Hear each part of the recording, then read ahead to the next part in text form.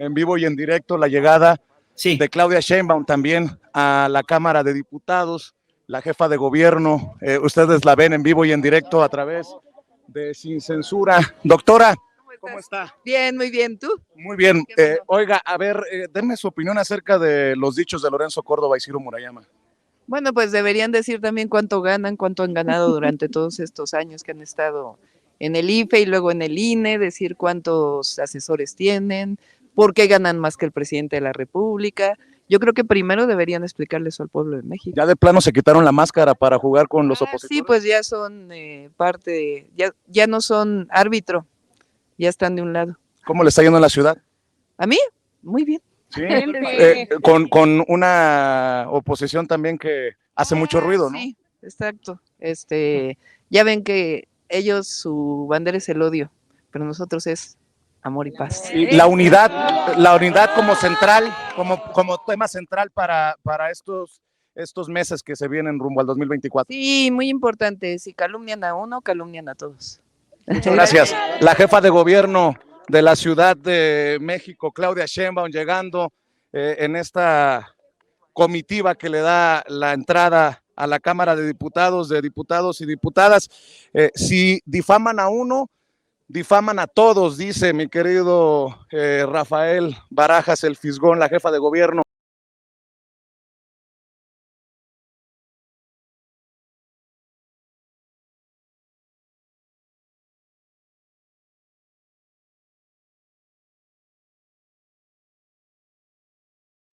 Mi querida Marisol Gacé, y desde aquí saludo al querido Rafael Barajas, el Fisgón, el presidente del Instituto Nacional de Formación Política de Morena, a quien me da mucho gusto abrazar a la distancia desde la Cámara de Diputados en un día bastante movidito, mi querido Rafa, pero te estamos buscando porque como andan muy ocupados los Lorenzo Córdoba, los Ciro Murayama, andan muy deseosos de recibir la asesoría de Roberto Madrazo, de Carlos Alarraqui.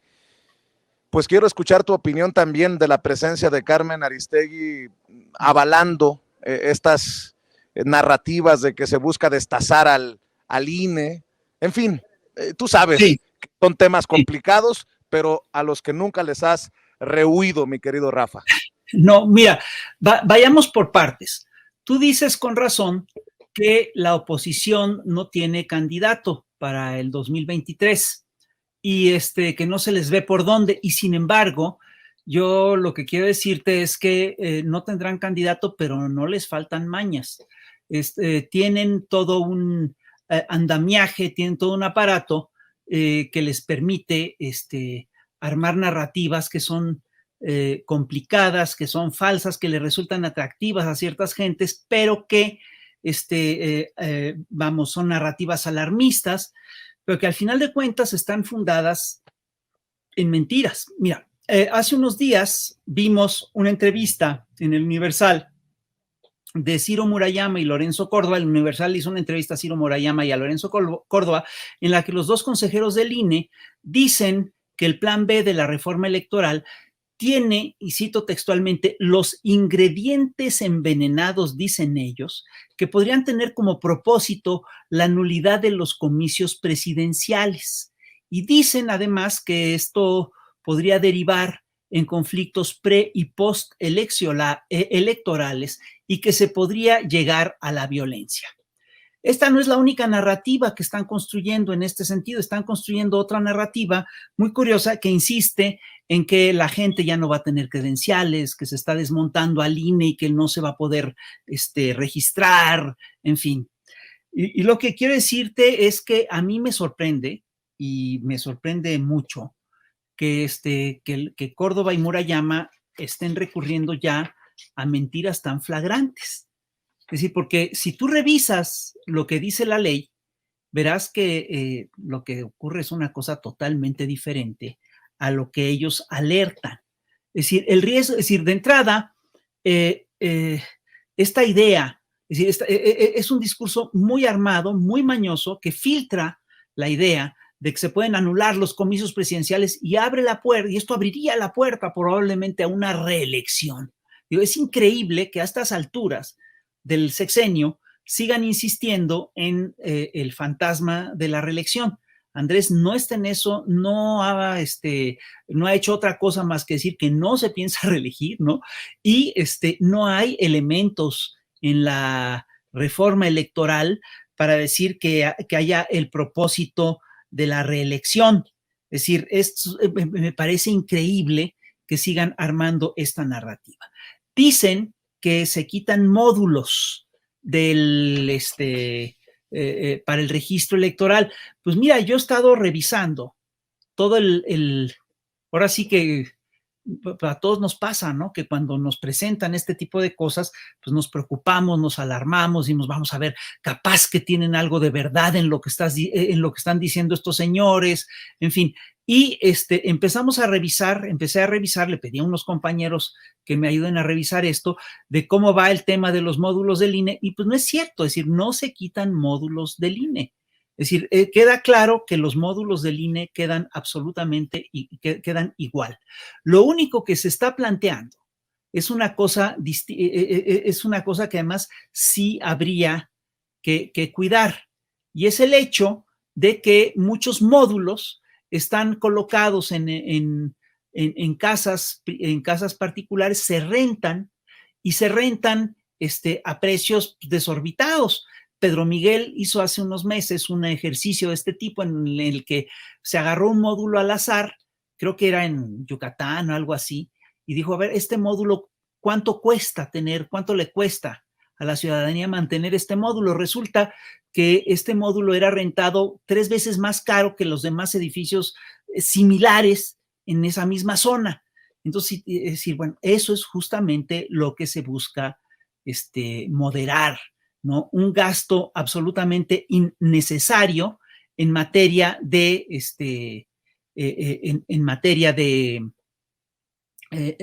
rentas de módulos.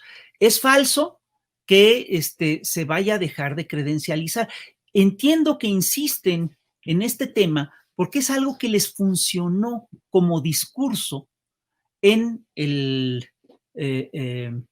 la elección, en la marcha pasada, que agitaron a la gente con la lógica de, no, te van a perder, ya no vas a tener credencial, vas a perder identidad. Entonces, bueno, eso que están diciendo estos señores es absolutamente falso. De hecho, yo estuve revisando y hay un artículo que es el artículo 61, 10, que efectivamente establece que el número de módulos, y hay un quinto transitorio que establece que no hay reducción en los módulos del INE, que esto no se toca. Entonces, es un discurso totalmente falso. No se quitan módulos, hay medidas para reconfigurar la estructura, sin lugar a dudas, pero se garantiza la continuidad del proyecto y se garantiza la continuidad de las funciones. Es a grandes rasgos lo que el discurso que nos están planteando y que es falso. Es decir, por ejemplo, Lorenzo dice que la actual reforma electoral, que la reforma electoral no se construyó a partir de consensos y que no termina, y por lo tanto no sería democrático legislar a espaldas del pueblo. Me parece de un cinismo increíble que Lorenzo, el PRI y el PAN digan esto cuando ellos sí han legislado a espaldas del pueblo todo el tiempo. Y yo te recuerdo que López Obrador ha insistido, ha convocado un amplio debate nacional para la reforma para la reforma electoral desde desde mediados del 2022.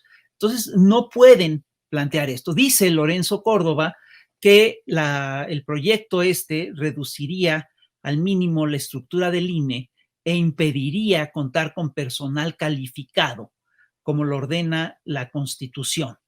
Es decir, y dice Lorenzo, y el dato es muy importante, que la reforma electoral, que lo que se está haciendo, eliminaría el 84.6% del personal del servicio profesional electoral. Esto es totalmente falso. La reforma aprobada solo tocaría a la burocracia dorada del INE, que corresponde al 27% del personal en las entidades. Y además, sí, lo que busca eliminar es la duplicidad de labores de toda una serie de órganos electorales regionales que están ahí sin hacer un trabajo sustancial. El que hace el trabajo sustancial en todo este proceso es, sin lugar a dudas, el INE. Entonces, es falso, es decir, de esto que están diciendo, pues ahora sí que no me lo vas a creer, pero es otra mentira, ¿no? Entonces, dice Lorenzo Córdoba que desaparecen las juntas locales del INE, y esto pone en riesgo el proceso y las tareas del control del padrón electoral. Esto también es falso. Es decir, no se ponen en riesgo las tareas de control porque la reforma, entre otras cosas, plantea que respecto, es decir, lo que te decía, para el padrón electoral hay un quinto transitorio que efectivamente prevé que los módulos de atención ciudadana del Registro Federal de Electores sigan operando de forma normal. Entonces, es decir, la verdad es increíble que nos armen un discurso lleno de tantas mentiras, ¿no?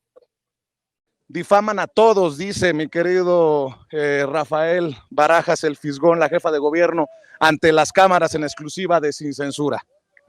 Yo creo que tiene toda la razón. Mira, a mí me llama la atención cómo es que la oposición ya dejó de creer en la verdad y está haciendo grandes esfuerzos por construir narrativas que nada tienen que ver con lo que realmente está ocurriendo. Y por eso difaman, y por eso calumnian, y por eso mienten. Es decir, a mí me parece que es importante que sometamos todo el discurso de Lini y de Murayama y de Lorenzo y de Murayama, que lo sometamos a un escrutinio público, que realmente hagamos un debate serio de lo que está ocurriendo. Es decir, es increíble que busquen descarrilar la reforma electoral con desinformación y con políticas de miedo.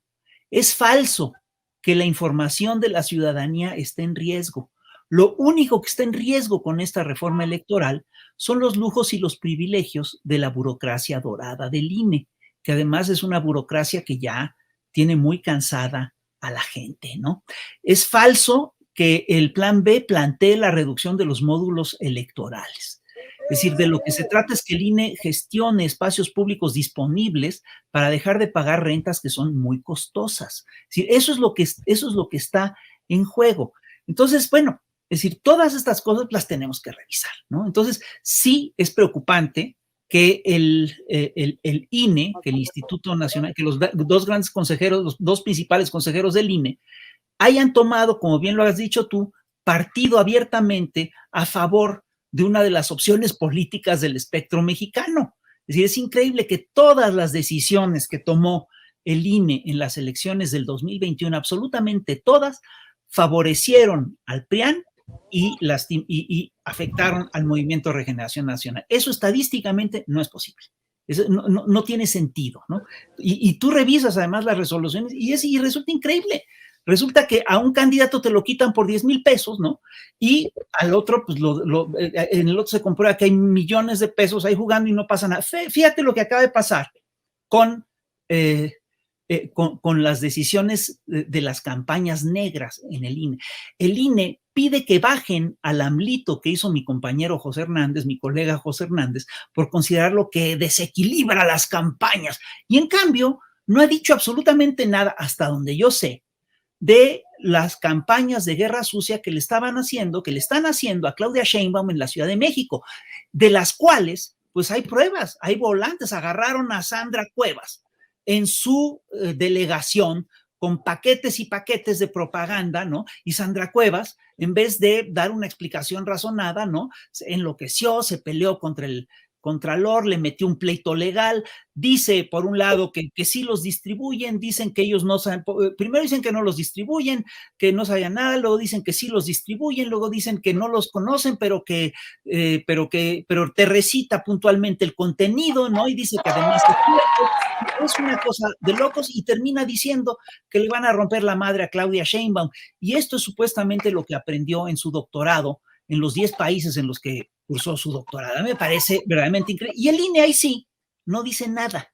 Tú imagínate que así hubieran agarrado a un gobernador o a un alcalde de Morena haciendo propaganda en contra de Claudia X González o de quien quieras, ¿no? Es decir, esto no hubiera ocurrido. Ahora, yo sí te quiero decir, yo sí veo a la derecha mexicana organizándose y creando escenarios para no dejar que continúe la cuarta transformación en el 2024. No creo que les vayan a funcionar, pero los están armando.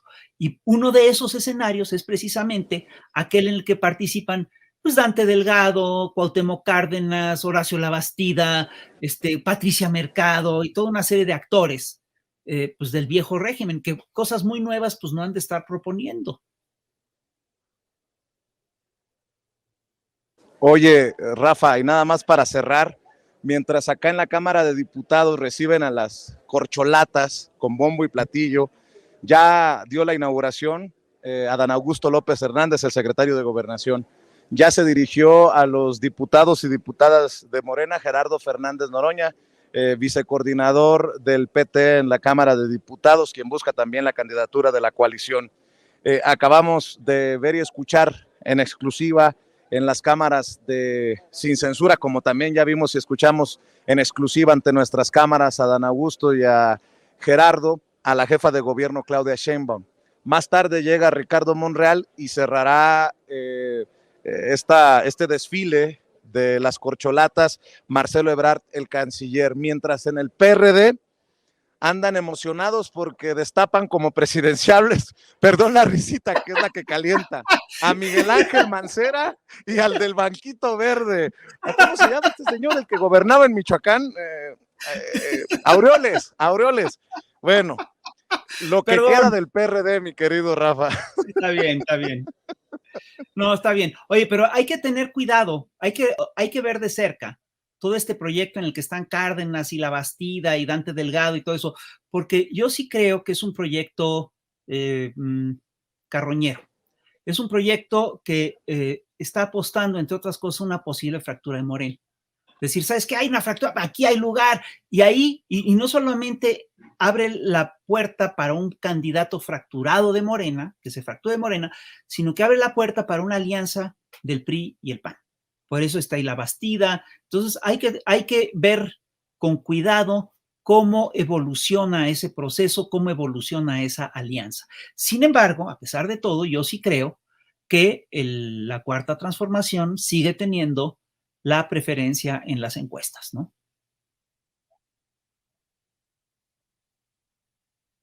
Mi querido Rafa, no, es que estoy viendo cada cosa de esta oposición, que Manlio Fabio Beltrones también resucitó de entre los del equipo Munra, diría Jairo Calixto Albarrán.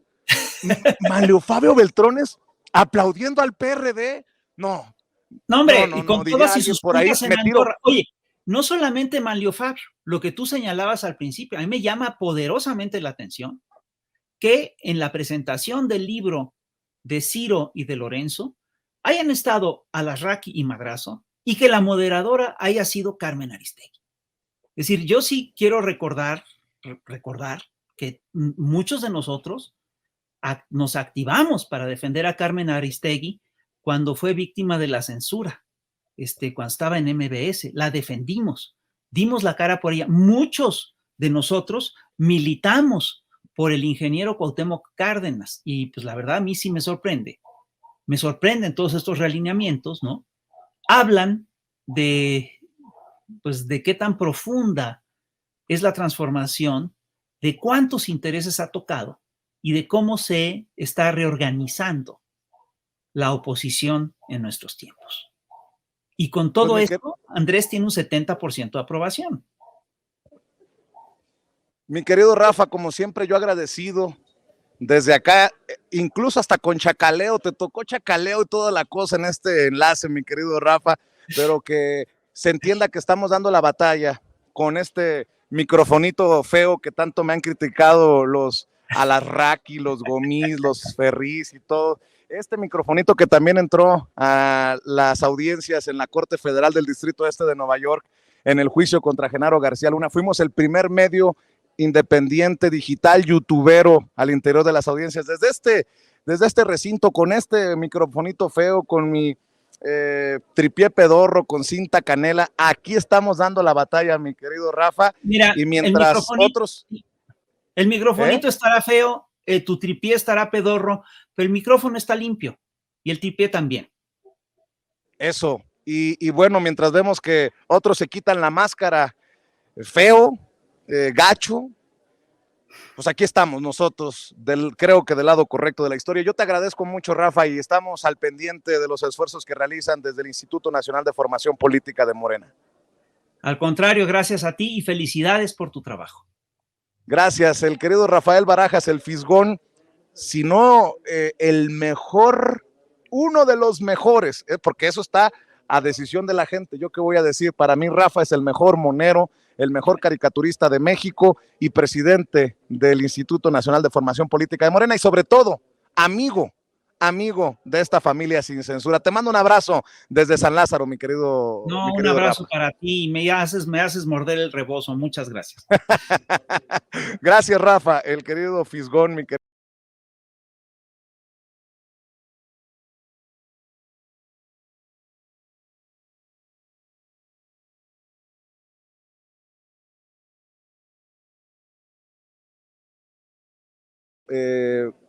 Como todos los días, desde que iniciaron los alegatos, las declaraciones, los testigos en el juicio contra Genaro García Luna, y le agradezco mucho a dos maestros a quienes apreciamos, respiramos, admiramos y agradecemos. Le agradezco mucho al maestro Francisco Paco Cruz, autor del libro García Luna, El Señor de la Muerte, periodista de larga trayectoria y amigo de Sin Censura. ¿Cómo estás, Paco? Te saludo con mucho gusto. Vicente, ¿cómo estás? Muy bien, gracias. Buenas tardes ya. Mira, pues seguimos, ¿no? La segunda ronda, después de que ya se definió desde el lunes pasado el rumbo que va a tomar el juicio, la historia que van a construir en los fiscales allá en Nueva York para acercar a García Luna. Hoy continuamos con Óscar Orlando Nava Valencia, que no es cosa menor, es quizá el hombre más cercano a Nacho Coronel, el tío de Emma Coronel, y es un hombre que entregó de mano parte del dinero del narcotráfico a Genaro García Luna y que lo conoce desde que operaban en 2001, aunque él su participación de entrega de dinero es en 2006, y hoy no opera ya, mira, el cártel de los Valencia, pero es un cártel que aparece, desaparece, pero que tuvo mucho trato con Genaro García Luna. También se le conoce, recuerda, en ocasiones como el cártel del Milenio o los Reyes del Aguacate, porque operaban en Michoacán, su zona natural, el estado de Jalisco, Colima y Nayarit, pero también ellos eran responsables de las operaciones de Centroamérica y parte de Sudamérica para traer droga a México hasta el aeropuerto internacional Benito Juárez o aeropuerto internacional de la Ciudad de México, que operaba bajo control directo de Genaro García Luna. Así que es un hombre que lo conozco bien y para mí es cómo van operando las narrativas y cómo, mira, yo te decía, hay que tener cuidado porque los fiscales de Estados Unidos están construyendo o reconstruyendo el complejo mundo del narcotráfico en México, y eso es lo que le estamos mostrando a los jurados. Eso es lo que le están mostrando. Primero, el tamaño del monstruo. Y ya irán apareciendo poco a poco las pruebas, pero le están mostrando el tamaño. Ya te decía la semana pasada, abrieron los caminos para España o Europa a través de los trinitarios, la comunidad judía, y eso significa la mafia de Israel. Hoy la llevan a los Valencia, que conocen muy bien la forma de operar de los viejos clanes del narcotráfico en Colombia, como la familia Ochoa. Claro. Entonces, están construyendo un mundo, y eso yo decía, hay que tomarlo muy en cuenta. No están arrancando de todo lo pesado, están arrancando con algo pesado para ir diciéndole o contándole al jurado cómo verdaderamente opera el narcotráfico y cómo operaba a través de las manos de Genaro García Luna y su gente, de México y de Centroamérica y Sudamérica a Europa y Estados Unidos y a Nueva York en concreto. Así es, mi querido Paco, y fíjate que, bueno, por cierto, le tengo que decir a la audiencia de Sin Censura que regresaremos a Nueva York a la cobertura del que consideramos el juicio del siglo, Estados Unidos contra Genaro García Luna, en los próximos días. Pero estoy siguiendo a los colegas que respetamos, admiramos y que incluso hemos entrevistado una y otra vez aquí, que son los corresponsales al interior del edificio de la Corte del Distrito Este de Nueva York, en el centro de Brooklyn. Leo a Jesús García, corresponsal del periódico La Opinión en Los Ángeles y también periodista del Diario de Nueva York, y dice: Óscar Nava Valencia, el Lobo, afirma que entregó directamente $10 millones a Genaro García Luna.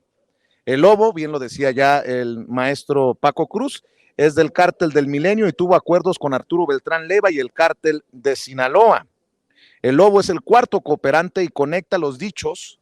En otras palabras, confirma la versión entregada en un principio por Sergio Villarreal Barragán, el Grande. Habla de una gran reunión en 2008 con varios líderes: el Chapo, el Mayo, Alfredo Beltrán Leiva, Nacho Coronel, la Barbie.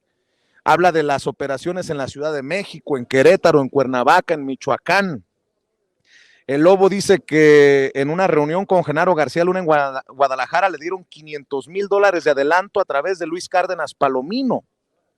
Luego en un local de lavacoches entregaron $2.5 millones. En esa reunión estuvo Cárdenas Palomino, en total fueron $3 millones. Nuevamente, la figura de Cárdenas Palomino tomando relevancia como el achichincle mayor de Genaro García Luna, tal como lo pintó también en su momento Sergio Villarreal Barragán, el Grande, mi querido Jaime Hernández. Don Jaime Hernández, editor de La Jornada Sin Fronteras en el gran periódico La Jornada, fundador de su canal de YouTube No Apto para Cínicos y miembro de esta familia Sin Censura. También escuchamos tus puntos de vista, Jaime. Buena tarde, querido Vicente. Buena tarde, querido Paco Cruz.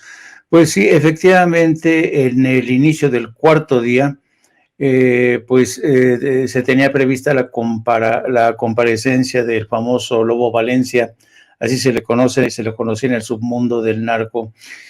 Y fue interesante que antes de que se despepitaran esta información que has dado a conocer, querido Vicente, querido Paco, que el juez Brian Cogan diera a conocer una moción presentada por la defensa de Genaro García Luna, en la que piden, por favor, que no se acepten rumores, que no se acepten testimonios con testigos no identificados, con fuentes no identificadas.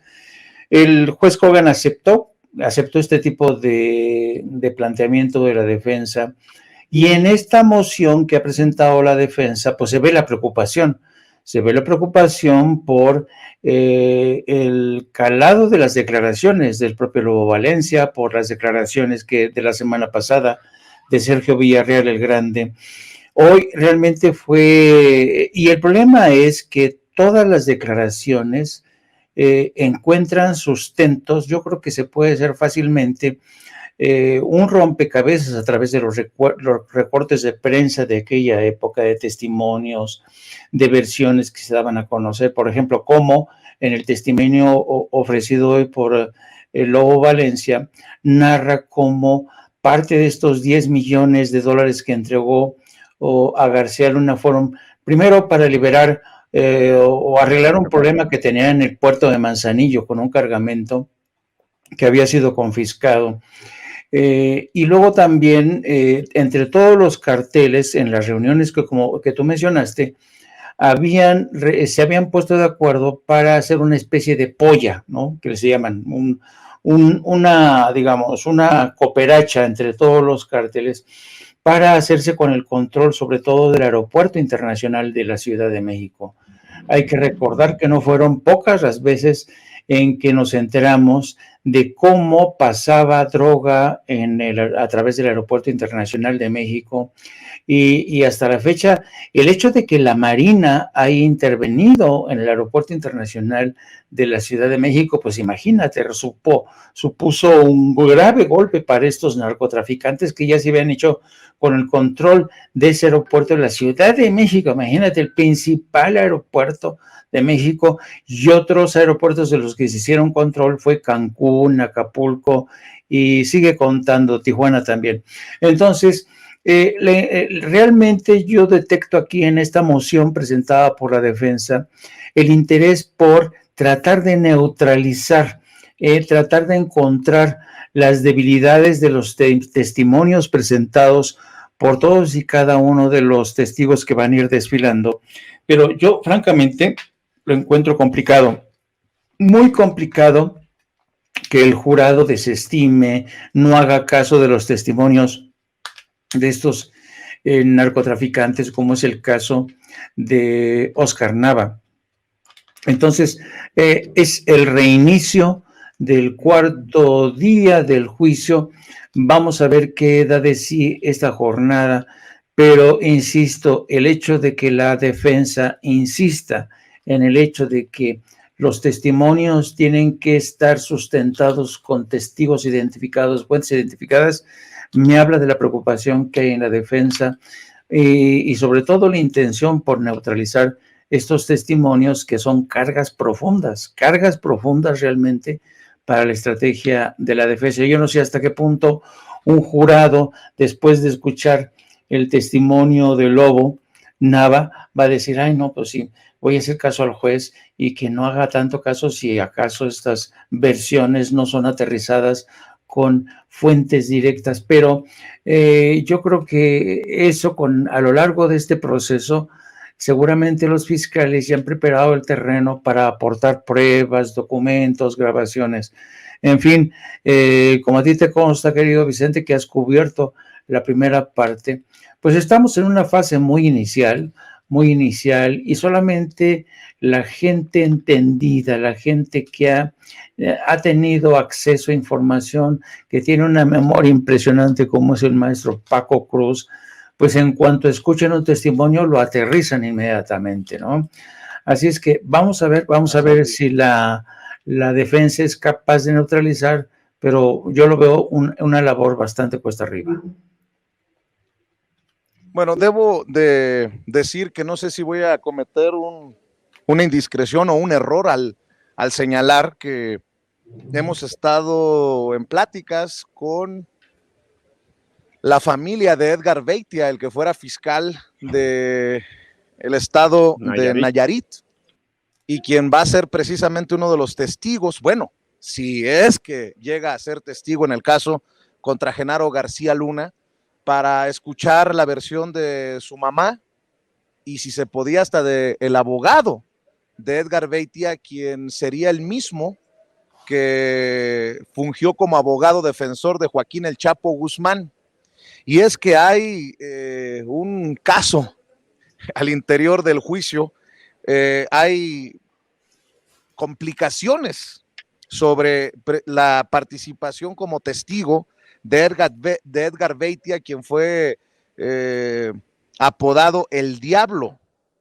Estoy leyendo también lo que publica Jesús García sobre esto, que se ha convertido en algo así como una papa caliente en el juicio a Genaro García Luna para el juez Brian Cogan, ya que deberá decidir sobre la petición de la fiscalía para impedir que la defensa cuestione sobre ciertos hechos a Edgar Beitia, el exfiscal del estado de Nayarit. Hay que decir que esto es normal, lo que buscan los fiscales, que no se le pregunte por parte de la defensa tal o cual testigo, o en el caso de la defensa, que consiguió que el juez no permitiera que se hablara de la riqueza de García Luna después de dejar el gobierno. Hay que recordar que Edgar Beitia fue condenado a 20 años de prisión y según la Oficina de Prisiones estadounidense se encuentra recluido en el Centro de Detención Metropolitana en Brooklyn, el mismo centro en donde se encuentra Genaro García Luna, o sea, termina siendo compañero de cárcel del que fuera el superpolicía de Felipe Calderón.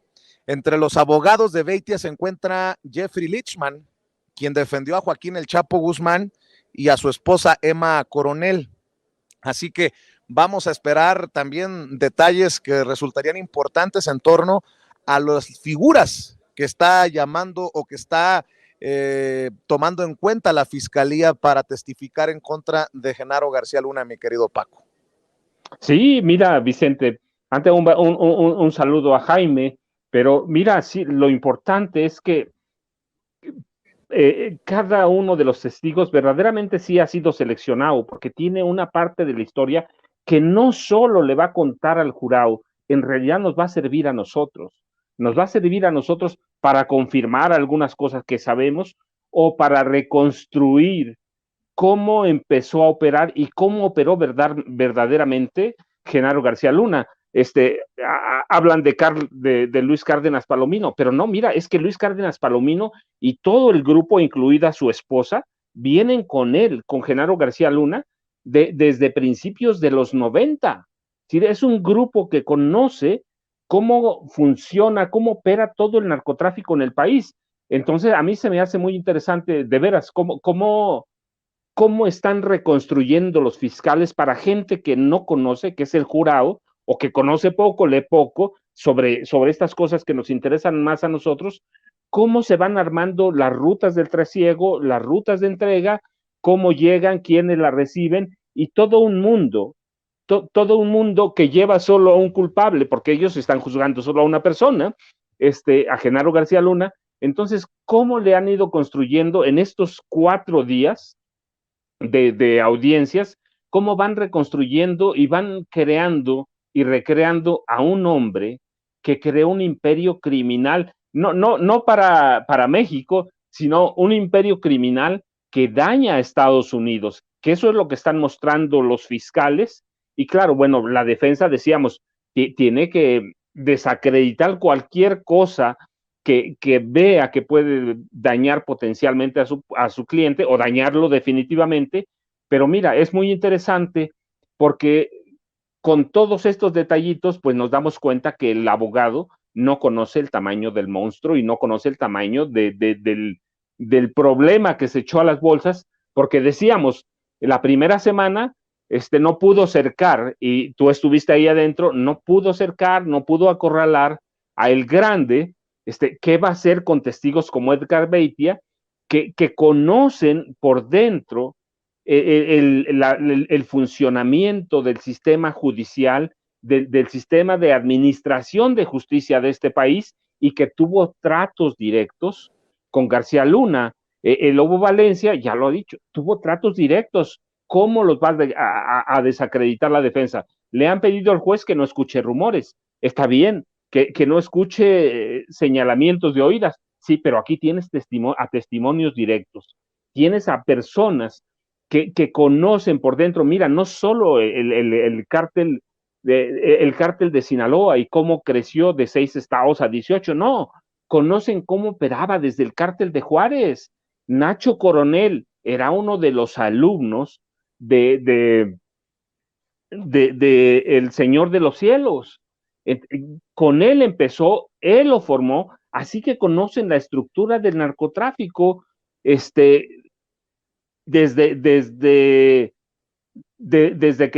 los 80, cuando es el gran cambio en el narcotráfico en México, y lo empiezan a tomar bajo su mando comandantes de la Dirección Federal de Seguridad, o cuando la Policía Judicial Federal prepara una generación de comandantes para hacerse cargo de los cárteles del narcotráfico. Entonces tenemos, te digo, hoy tenemos a Lobo Valencia, que conoció y que fue un hombre muy cercano a Nacho Coronel, y Nacho Coronel muy cercano a Amado Carrillo Fuentes, el Señor de los Cielos, hasta llegar al 2000, 2001, 2006 con Genaro García Luna. Así que nos da oportunidad de reconstruir cómo a partir de los 80, mira, porque es eso, se fortalece y se expande el narco mexicano desde las entrañas del gobierno y de sus entrañas policíacas. Oye, mi querido Paco, mi querido Jaime, he leído y escuchado muchas tonterías de esos que no van a ir a la Corte del Distrito Este de Nueva York, a la Corte Federal, en donde se está desarrollando el juicio contra Genaro García Luna. Es más, no sé si le han dado cobertura a algún juicio de ese nivel, algún juicio federal. Este sería para mí el segundo, después de también darle cobertura al juicio de Vicente Zambada Niebla, el hijo de Ismael El Mayo Zambada, líder del cártel de Sinaloa, allá en Chicago. Y me sorprenden las pendejadas, las tonterías que dicen muchos de estos analistas. Es que no se han presentado pruebas, ni videos, ni grabaciones.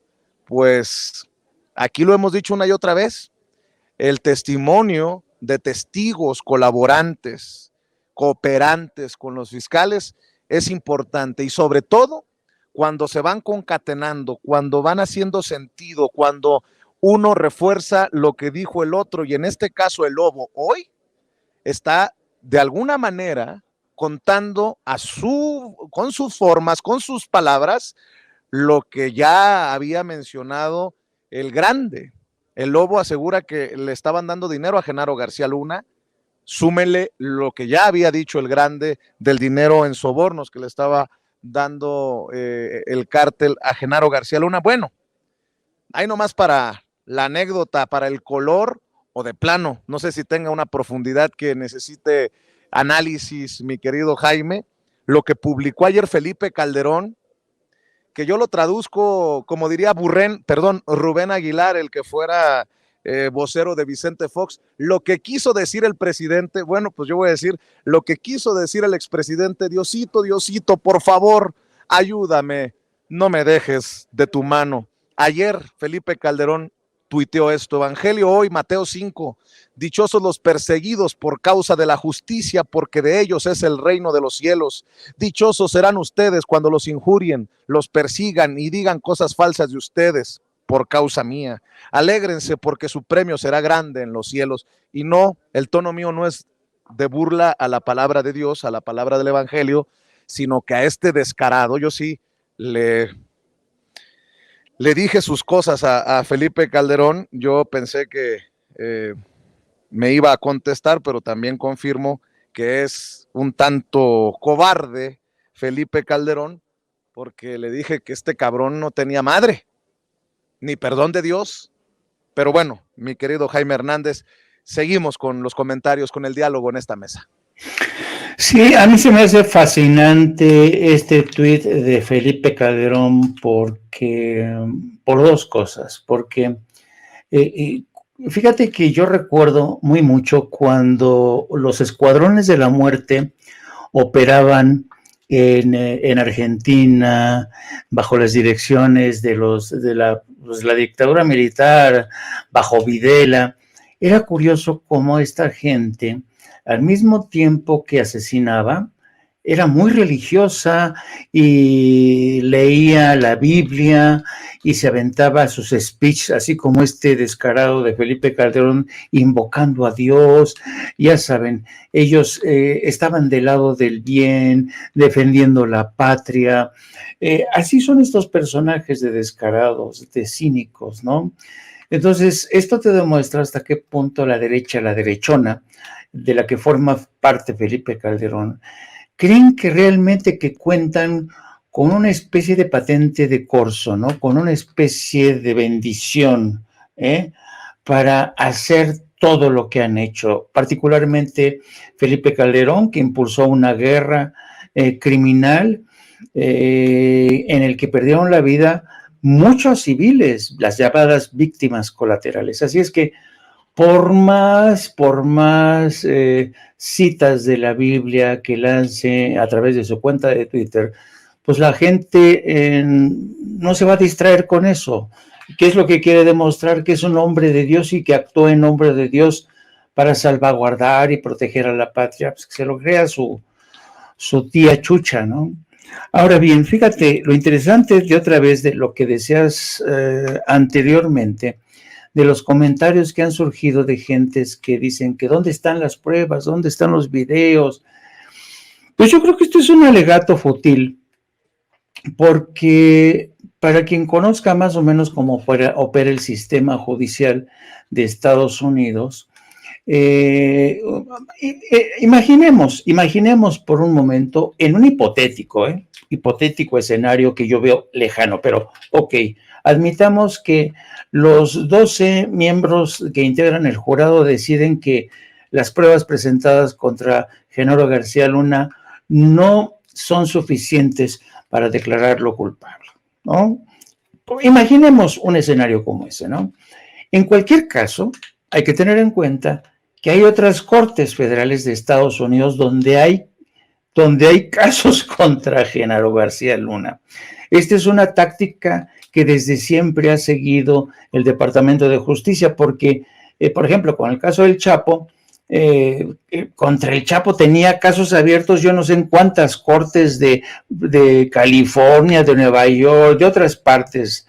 Entonces, lo que ocurre en esos casos es que los magistrados, los jurados se ponen de acuerdo para ver cuál es la corte que tiene más posibilidades de enjuiciarlo y sentenciarlo. En este caso de Genaro García Luna, todos llegaron a la conclusión de que la experiencia de Brian Cogan, el juez, más el trabajo que habían hecho precisamente en esa corte, le daban la ventaja a la corte de Nueva York. Pero hay que acordarse de que imaginemos que Genaro García Luna es el inocente, ¿no? Pues tiene también un juicio pendiente en Florida que ha emprendido el gobierno de México para tratar de saber dónde quedaron los 700 millones de dólares, ¿no? Eso para empezar. Es decir, el hecho de que se absuelva, declare inocente, que creo que no va a pasar Genaro García Luna, inmediatamente lo trasladan posiblemente a la corte de Florida. Imaginemos que en esa corte también lo declaran inocente, quién sabe qué, pues lo reclama el gobierno de México. Y aquí apenas ayer la Fiscalía General de la República, yo creo que un poco de forma tardía, da a conocer que hay dos causas pendientes y órdenes de arresto. Una, por el caso de Rápido y Furioso, que ya sabemos que fue un caso que hasta que no murió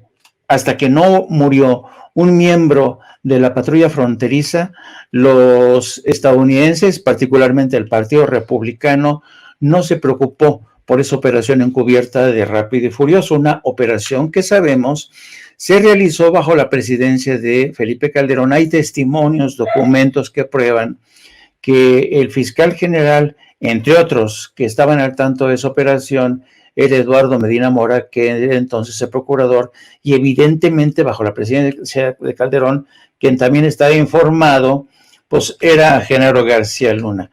Y era un operativo en el que ya sabemos que se hacían caminar, así se le llamaba, armamentos, y Genaro García Luna le daba el tip al cártel de Sinaloa y del Pacífico para que ellos rastrearan esas armas, se hicieran con ellas y perderles el chip, quitarles el chip, en fin, que quedara en manos del crimen organizado.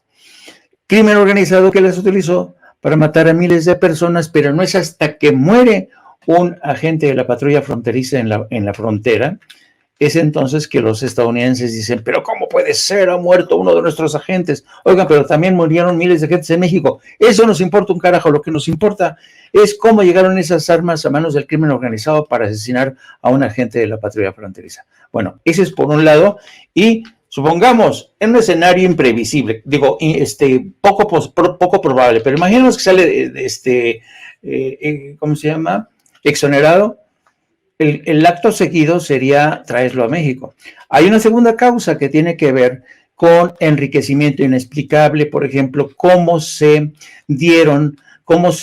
otorgaron los contratos para la construcción de cárceles privadas.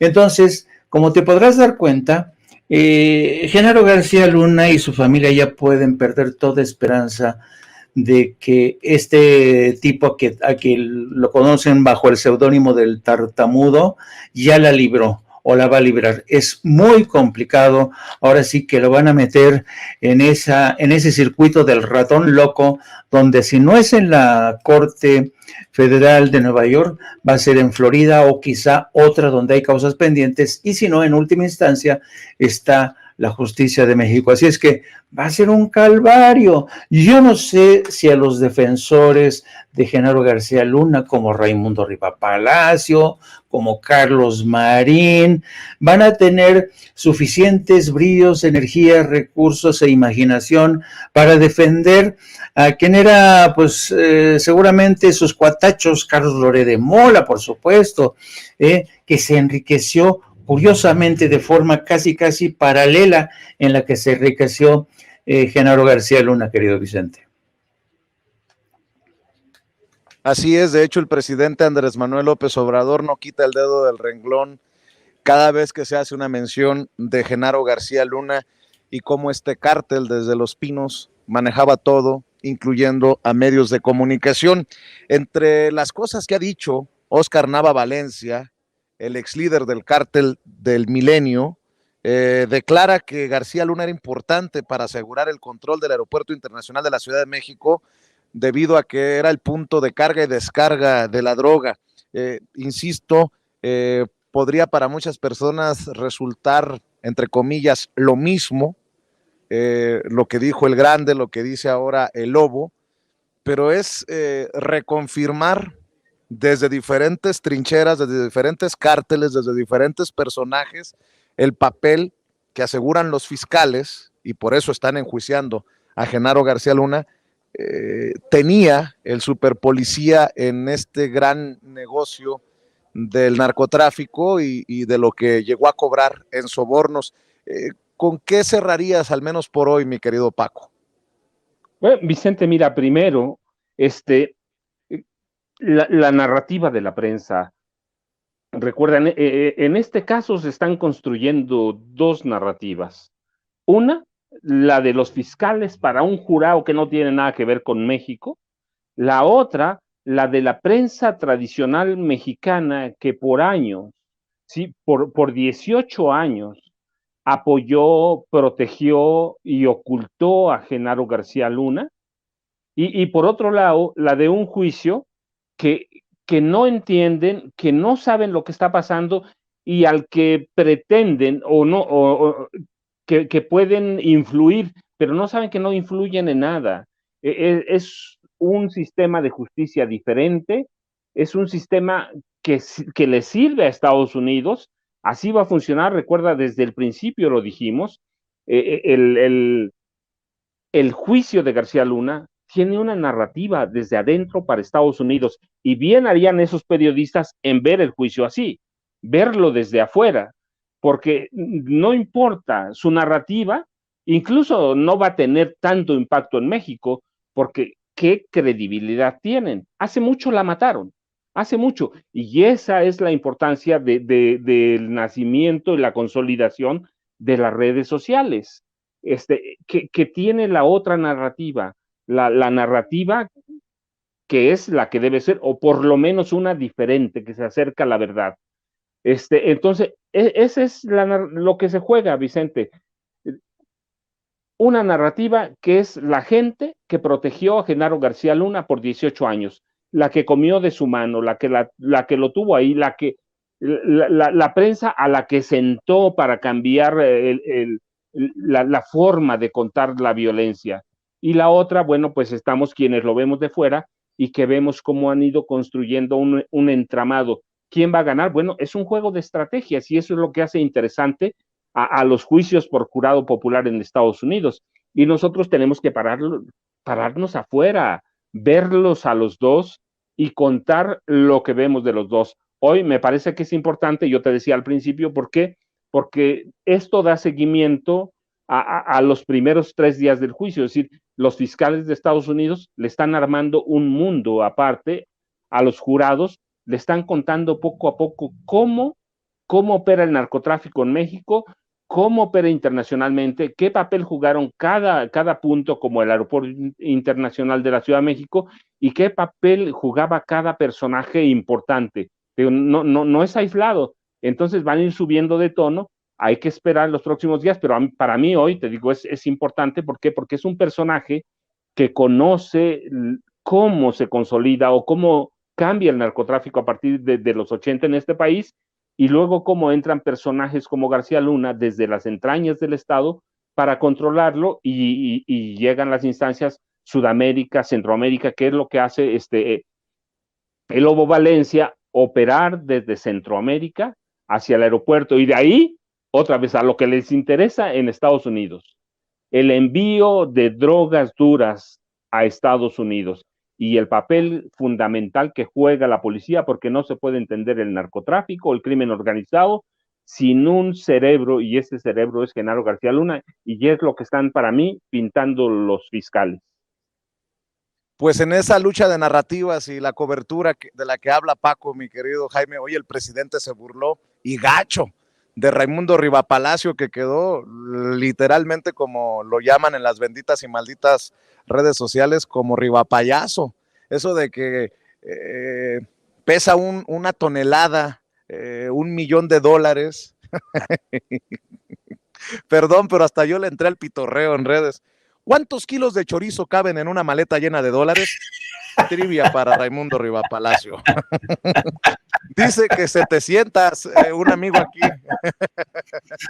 Entendió el que entendió, mi querido Jaime.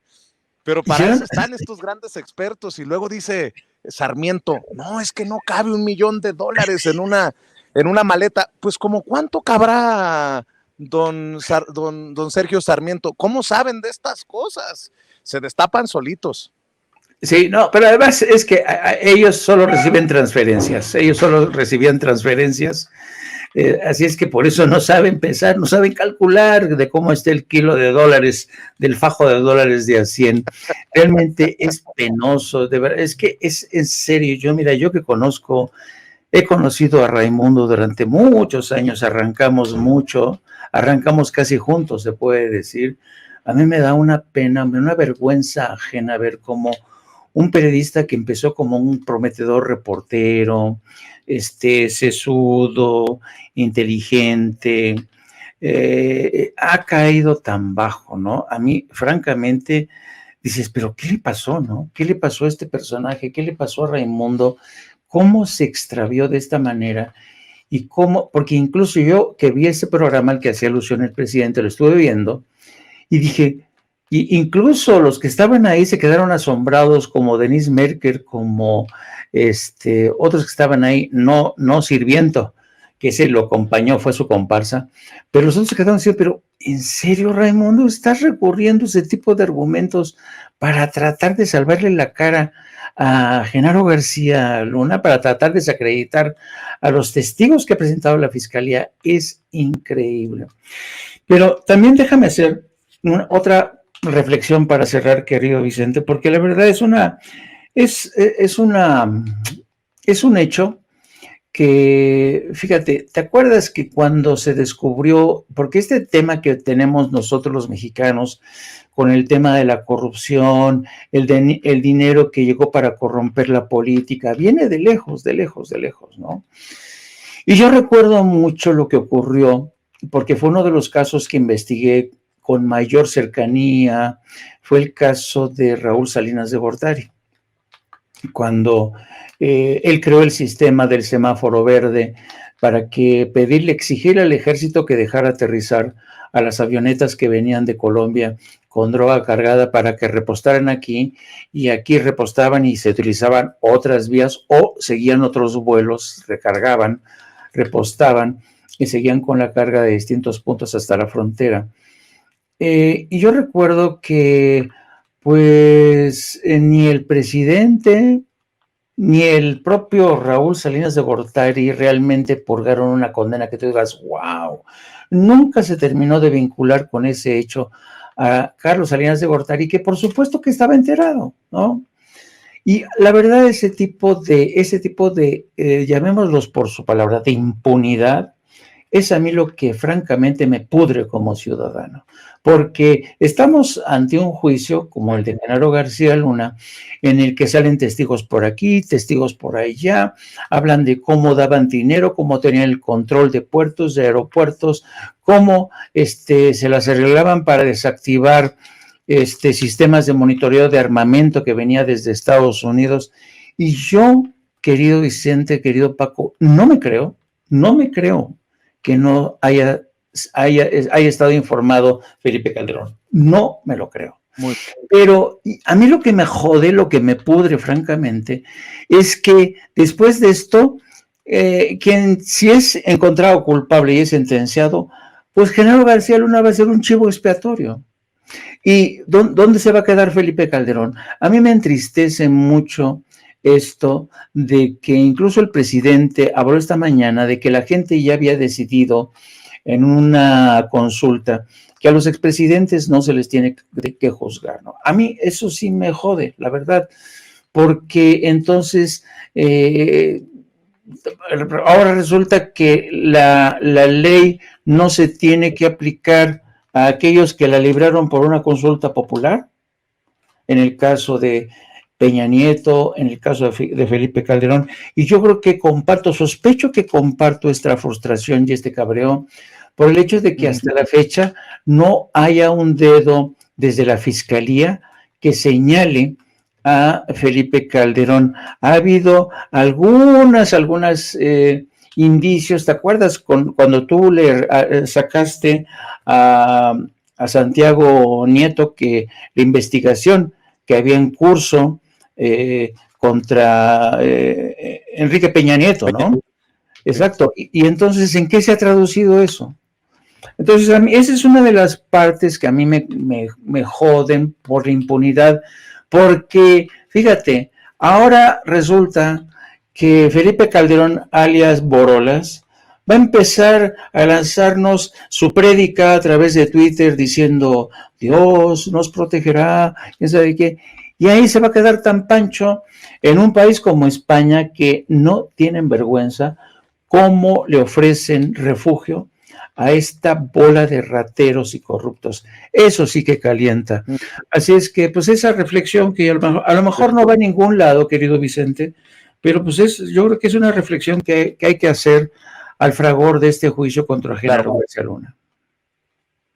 Déjame despedir al maestro Paco Cruz porque tiene que correr a otro compromiso y bueno, la invitación para que mañana sigamos con el análisis de lo que salga del juicio contra Genaro García Luna. Maestro Paco Cruz, sigo invitando a la gente para que compre, para que busque García Luna, el Señor de la Muerte, el libro de tu autoría y también para que te siga y te apoye en redes sociales.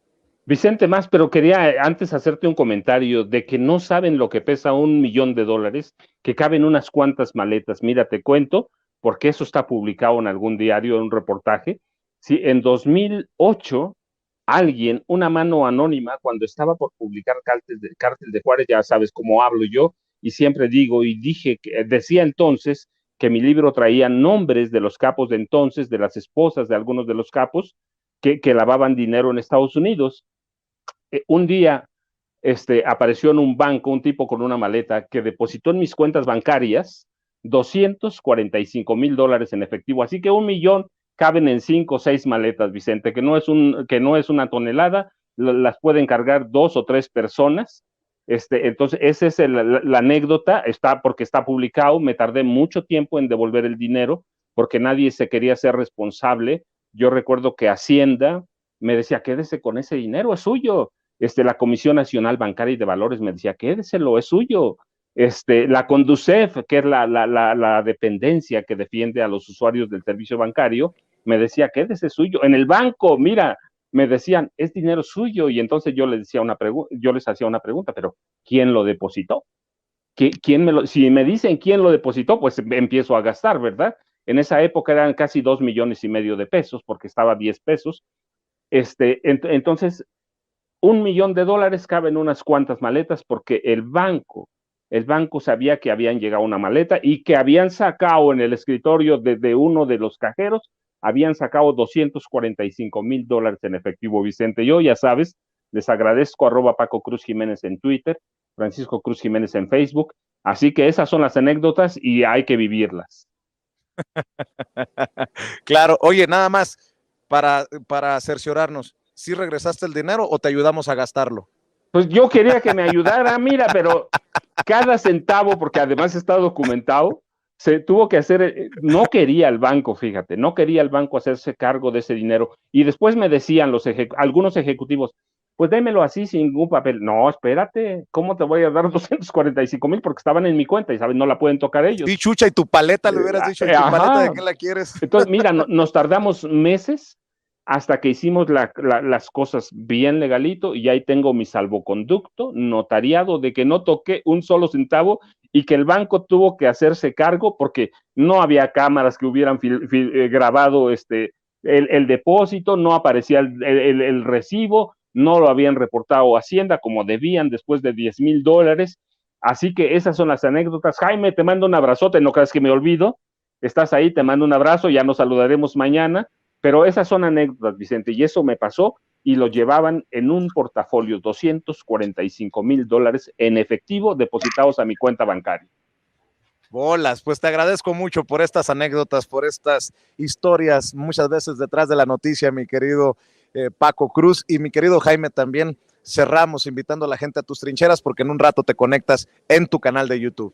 Así es, nada más yo quería comentar cómo increíble, ¿no? Cómo al maestro Paco Cruz no lo abandona la voluntad, mira que ponerte enfrente esa cantidad de dinero, híjole, mano, pero eso les habla de la calidad y la entereza de periodistas que colaboran en este proyecto. Qué chingón el maestro Paco Cruz. Y sí, les pido, dentro de casi menos de una hora vamos a estar al aire en No Apto para Cínicos, transmitimos a partir de las 14 horas.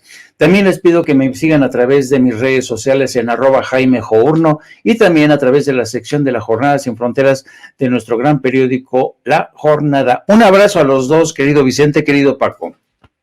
Te mando un abrazo, gracias Jaime, gracias a Paco Cruz y gracias a todas las personas que siguen conectadas en estos momentos en Sin Censura, después de casi 7 horas de transmisión ininterrumpida desde que arrancaron Toño y Don David con el... Amigos, amigas, regresamos en breve, pero mientras seguimos hablando sin pelos en la lengua, sin censura, usted puede suscribirse a nuestros 3 principales canales en YouTube. Sin Censura Media, en donde tenemos más de 1,600,000 suscriptores, Sin Censura TV, en donde tenemos más de 1 millón de suscriptores, y en Sin Censura Presenta, en donde queremos llegar muy pronto a los 100,000 suscriptores. Si usted ya está inscrito en Sin Censura Media, suscríbase en Sin Censura TV. Si ya está suscrito en Sin Censura TV y Sin Censura Media, suscríbase a Sin Censura Presenta. Recuerde que es gratis, no tiene que sacar un solo centavo de su bolsillo para apoyarnos. Dele clic en la campanita para que los señores y señoras de YouTube envíen las notificaciones cuando estemos transmitiendo en vivo y en directo o estemos subiendo videos. También nos puede seguir en Twitter en @_Vicente Serrano y hasta en Instagram. Ojo, también estamos en Instagram. Son nuestras redes sociales y con el apoyo de ustedes seguimos creciendo, porque con ustedes todo, sin ustedes nada.